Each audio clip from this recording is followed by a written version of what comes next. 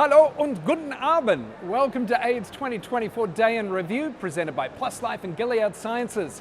Well, the breaking science and community news continues today on day 3 of AIDS 2024 here in Munich, Germany. There have been some really exciting developments since we last saw each other, and I'll be sharing those with you in just a moment.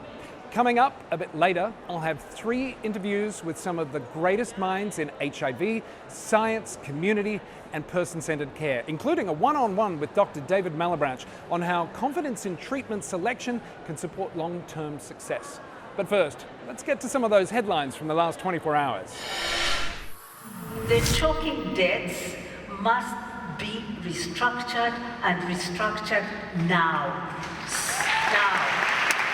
Inequities Forever, UNAIDS Executive Director gave a powerful keynote speech on how inequality, discrimination and poverty continue to drive the HIV pandemic. So what Winnie's going to highlight is that success in the HIV response and justice in the HIV response are inseparable. Undetectable equals untransmittable is a win-win. So how do we increase public awareness around this life-saving and life-changing message? Campaigns to the rest of the society and not stay in the community. You know, as someone living with HIV, I can attest to the power of U equals U and how it literally gave me my life back. It's those kind of positive messages backed by science that are needed in HIV today. But what are the other remaining needs? I caught up with Dr. Cal Cohen. He's the Executive Director of US Medical Affairs for Gilead Sciences to talk about HIV and aging. Take a look. Aging and HIV. Yes. It's a hot topic here at the conference this year. Why is it such an important topic, and how does aging specifically affect HIV treatment? Sure. Well, let's start at the beginning. Aging is a privilege that was denied to many with HIV early on. So we consider it a success that we're all getting older together. And one of the consequences of aging, and those of us who live in the US are kind of vividly reminded that aging does have consequences. So, are there differences of people who are older than younger? Absolutely. So antivirals are obviously our tool to keep people well. How should they be different for people older than younger? What data do we want in people who are older to be confident that they're safe enough and well tolerated? And that's been Gilead's focus, is to provide that data so that people at any age can be confident that these regimens are working for people like me. What can be done to help support people and those of us who are aging with HIV?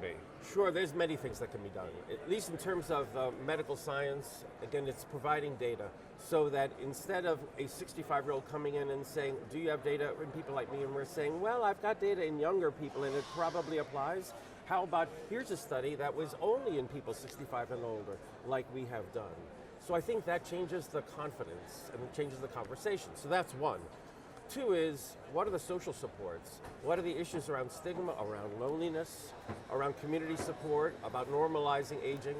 So Gilead has supported many community-based organizations since 2018 with about $36 million in grants so that people who are older with HIV have a place to go to feel like, there are other people like me. Yeah, person-centered care, that's something we're talking a lot about this week, and you touch on it there, but tell me about, leading up to AIDS 2024. I know that Gilead has expanded its partnership with IAS, especially in the person-centered care program. Can you tell us more about what that means, what it looks like, and what it means for people who are aging with HIV? Sure. Well, what it means is starting with the recognition that the diversity of people is to be celebrated and acknowledged. And so how are people the same? In a lot of ways. How are people different? In a lot of ways. And so it's person-centered. So that it isn't, here's something that works for everyone. How about you? And are there differences by age and so on? And how there differences by gender, by preference? Are you a pill-a-day person or would you rather not be a pill-a-day person? And so on. And so some of the partnership with the IAS is to say, let's ensure that there are sessions at this conference so that we are filling the knowledge gaps. So we're talking about this. I said this yesterday in a conversation we had on the show about putting people first. It's so simple. It really is simple, and I feel like sometimes we want to look at something that's so simple and not believe it's actually that simple, so let's overcomplicate it. But it really is putting people first, isn't it? It's very simple. But it's also a reminder to clinicians that it's not just about the percent with a certain lab test, it's this person. And clinicians just need to be reminded that, yeah, your lab test is this, but how are you? Yeah. Are you okay? Someone else with first-hand knowledge of aging is Vanessa Johnson from Rock for Aging Plus. Vanessa shared with me her unique perspectives on how the evolving needs of those aging with HIV are being met. We're here to talk about aging. I think for a lot of people who were diagnosed with HIV in the earlier days, who acquired HIV in the early days, they never thought that they would live this long to be able to enjoy themselves, right? That's absolutely right. I want to say to you, I feel like this is the best time in my life. I was diagnosed in 1990. I didn't think there was going to be any way I could live a life. Okay, and even before, when we get to the other question, I'll speak about it then. But I know who I am. I have been through a lot of storms and know I can weather them. And quite frankly, while HIV is a major part of my life, it's just a part of my life now. Whereas before, it used to be the whole part of my life. And isn't it great that we are in a place with science and health and all of that, where, as you said, it's now a part of your life? Yeah, I'm very grateful for the advances that have been made in treatment, for the advances that have been made in supporting people living with HIV. As a 36-year survivor, I have to tell you, it was a combination of the doctors, the researchers, my peers living with HIV. Let's talk about Rock for Aging Plus. Okay. Tell me a little bit about the organization and how are you guys making sure that the evolving needs of those who are aging with HIV are being met? Well, Ribbon Center for Excellence was started in 2019 as a nonprofit by myself and Linda H. Scruggs. We serve as co-executive directors. And so we started the Ribbon Organizing Center for Aging Plus. That is Rock for Aging Plus. There it is, you've broken it down for me. So how are you guys making sure then that these evolving needs, as we get older, are being met?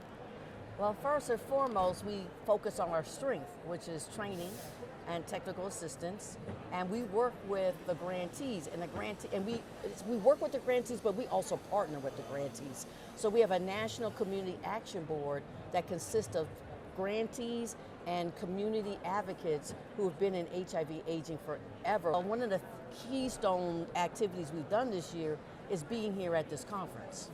So at the International AIDS Conference, we held a pre-conference on HIV and aging, which was sponsored by Gilead, and under the directorship of Darwin Thompson, who is our project officer for the HIV AIDS Positivity Initiative. And what we did an all-day long pre-conference and had science, we had education, and we had support. As you know, we age from the time we are born. Correct.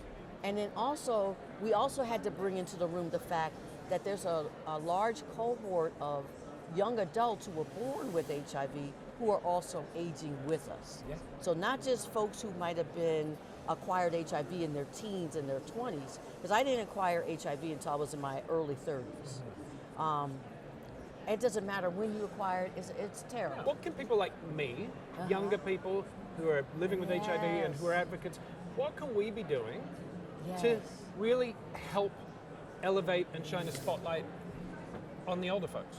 I look at the model of comprehensive sexual health education as a model for us to think about and explore. I know it's kind of difficult under the situation we are in the United States, but if we could do that as across the lifespan, then we could talk about aging at the same time.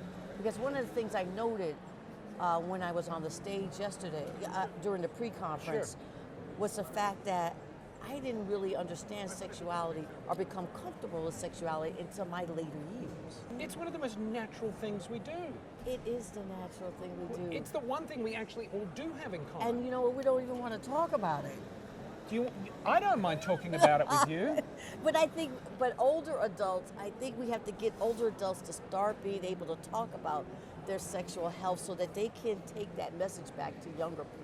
We talk a little bit about intersectionality of quality of life, well-being, and mental health. Those three as it pertains to aging with HIV. That is so important. I have been My HIV diagnosis opened up a whole new world for me of self-exploration. And a lot of it was around trauma. It wasn't until a case manager at a Catholic charities organization, believe it or not, said, I want to do your family tree. And in doing that family tree, I realized I had inherited a lot of behaviors from my ancestors, good and bad. Yeah. But what I inherited was addiction, mental health issues, but because we weren't talking about it, I didn't know how to process all that. So the being HIV positive enabled me to gain some self-awareness. I was like, how did this happen to me? I needed to know how this happened. Sure. And so I started exploring and realized I had suffered a lot of childhood trauma. And then when I was able to put that into some context, I stopped blaming me. I stopped stigmatizing myself. And then I said, you know what, I need to take this message to other people. So we formed an intervention called Common Threads, which is a trauma-informed intervention. And I think when you talk about advocacy, we have to do a lot more work around trauma because even older folks have unresolved trauma. Some really insightful information there from two people who are doing really great work for those of us living with HIV. And speaking of great work, I got to spend some time with the great Dr. David Malebranche earlier to have a chat about how confidence in treatment selection can really support long-term success. Here's what he had to say. Dr. David, nice to see you. It's good to be here. Long-term outcomes. Why should we be focusing on those and the success in HIV treatment as part of the AIDS 2024 dialogue? It's a different time now. So basically, when we look at HIV, we have single tablet regimens, which are the norm. We have long-acting treatment options for people.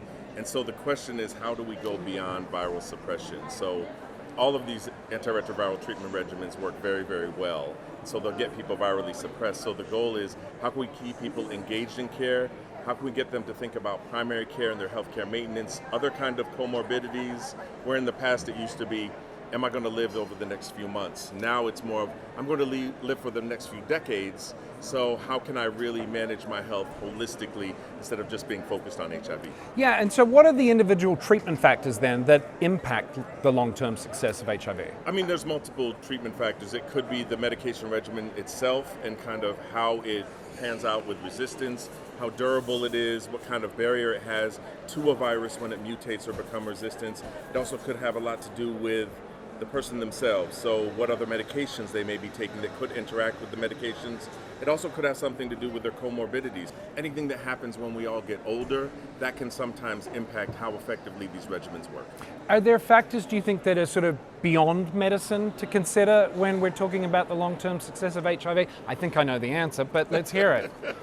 A lot of them are structural. Yeah. So it's not about just putting up a clinic or a building, but it's actually getting people and staff that have cultural humility, cultural competence, and are able to tailor the regimens towards the person that's sitting in front of them. Instead of just saying, well, I have this regimen, or I prefer this regimen for you, saying, what's going to work best in your lifestyle? So it's more about, how do we make the ART regimen work in what you do every day, instead of how do we fit you into this ART regimen? So what I'm hearing from you is it's about putting people first. Absolutely. It's always been about putting people first. People often who are not in this field that we all work in HIV advocacy and health, are often surprised when I say there's a lot of stigma that comes from nurses and doctors, and that in and of itself makes it very difficult for someone to even step through the doors of a clinic that says sexual health center. Yeah, and it's challenging, and I think that's the next phase, is what we call implementation science, right? So implementation science is when you take whatever the science is and find programs or research or initiatives that actually implement the science literally into the fabric of how we distribute the science, how we enact the science, how we get people on a clinical level to engage in practices, to engage with their providers and go from there. I think at Gilead, what we've realized is that we've been able to get to a point where the science is great. We have single tablet regimens, like I said. We have long-acting injectables that are present now and will be advanced in the future to make it even more long-acting. So the goal on our behalf is, how can we get everybody equitable access and make them feel comfortable so they want to engage in these medical institutions and healthcare facilities so they can get the healthcare that they deserve. Always a pleasure seeing you, David. Here at AIDS 2024, there are literally thousands of people from all over the world who have dedicated their lives to ending HIV. and we'll have more from them and AIDS 2024 tomorrow. Now remember, you can like, follow and share Plus Life. We are at Plus Life Media across your social platforms, and be sure to share your thoughts using the hashtag AIDS 2024 Plus Life. Until tomorrow, danke for watching. We'll see you next time.